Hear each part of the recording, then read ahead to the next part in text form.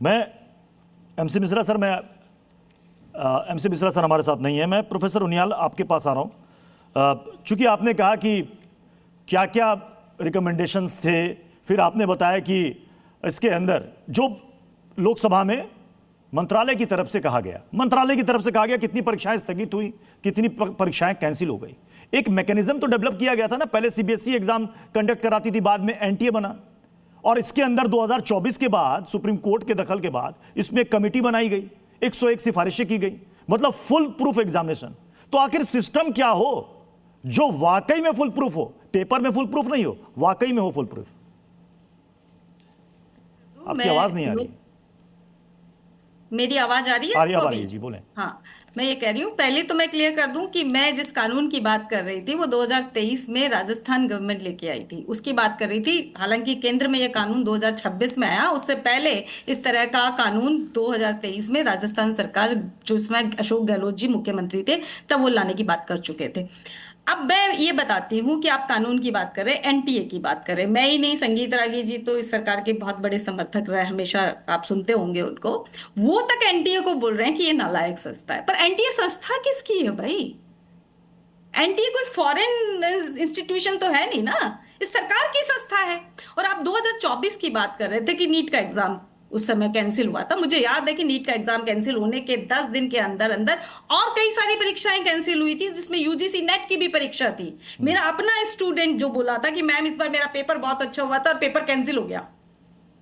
आप ये देखिए, उस समय नीट पीजी की भी परीक्षा कैंसिल हुई, कई सारी परीक्षाएं कैंसिल हुई। और उसी समय हमारे जो शिक्षा मंत्री हैं, उनका एक बयान आया था और उन्होंने कहा एनटीए में बहुत सुधार की आवश्यकता है।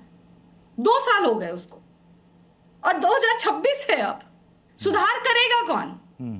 मैं और आप तो नहीं करेंगे, कांग्रेस पार्टी तो नहीं करेगी, बाहर विपक्ष में बैठ करके सुधार कौन करेगा? सरकार करेगी ना। और कोई भी चीजें बार बार गड़बड़ हो रही हैं, एक बार गलती होती है समझ में आता है, दूसरी बार गलती होती है समझ में आता है। अगर गलती आपकी हैबिट बन चुकी है तो फिर ये मान लीजिए कि ये संगठित गलती है। एमसी मिश्रा सर, मैं एक और पहलू पर बात करना चाहूंगा, क्योंकि इस वक्त जो छात्र हैं उनके अंदर नाराजगी भी है और उनके अंदर एक निराशा भी है, और हम उनको निराशा के गर्त में नहीं धकेल सकते।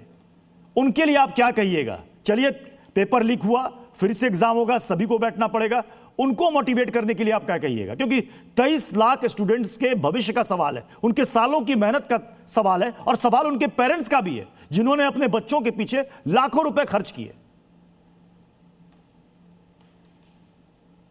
MC Mishra sir. नहीं, ये बात तो प्रत्युष आपकी बिल्कुल उचित है, और जो जो लोग नाराजगी है वो भी बहुत जायज है, इसमें तो दो राय नहीं है। जैसे सभी प्रवक्ता भी जो राजनीतिक हैं वो भी इस बात को मान रहे हैं, और जो लोग थोड़ा बीजेपी के सपोर्टर हैं वो भी इस बात को मान रहे हैं कि ये बहुत बड़ी समस्या है भारतवर्ष के लिए कि ईमानदारी से ये परीक्षाएं बिना किसी लीकेज के हो जाएं। और इसमें मैं समझता हूँ मित्तल साहब ने भी सुझाव दिया है, चतुर्वेदी साहब ने भी सुझाव दिया है, और ऐसी परीक्षाएं यहाँ होती हैं। इंटरनेशनल परीक्षाएं यूएस की एजेंसी जीमेट करती हैं, मेडिकल के लिए यूएसएमएल करती है, भारत में बैठ के ही बच्चा वो परीक्षाएं देता है और ठीक से हो जाती हैं। तो मैं समझता हूँ कि ये थोड़े लोग हैं, वही कहते हैं ना, एक मछली सारे तालाब को गंदा करती है।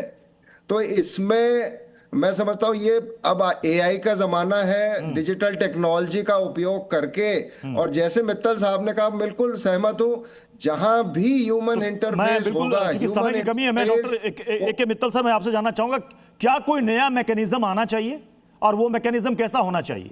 क्योंकि पहले सीबीएसई कंडक्ट कराती थी, फिर एनटीए कराती है, क्या होना चाहिए मैकेनिज्म जो फुल प्रूफ हो?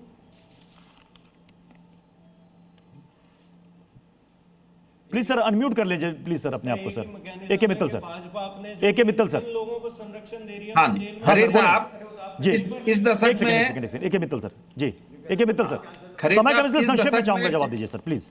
बहुत छोटा, इस दशक में टेक्नोलॉजी में जितना चेंज हुआ है, बहुत हुआ है। तो जो हमारा माफिया है वो टेक्नोलॉजिकली बहुत एडवांस है, और जो हमारी संस्थाएं जो भी एग्जाम कराती हैं वो बहुत पीछे हैं।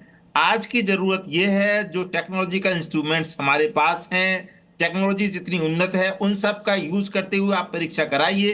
हमारे यहाँ आईआईटी एक एग्जाम्पल है, उसका एग्जाम्पल मैं खुद जो इसमें इन्वॉल्व हूँ परीक्षाओं में, मैं कह सकता हूँ जिस तरह हम लोग टेक्नोलॉजी का यूज करते हैं और परीक्षाएं कराते हैं, आपके लिए कोई इशू नहीं है। तो वो सिस्टम अवेलेबल है, लेकिन जो हमारे यहाँ पॉलिसी निर्धारण करता है उनको ये डिसीजन लेना होगा कि हाँ भाई हम टेक्नोलॉजी यूज करें। और जो एक सुझाव आया था कि सारा प्रशासनिक दल बदल लगा दें, सारे डीएम एसडीएम और कमिश्नर को लगा दें, उससे सॉल्व नहीं होने वाली।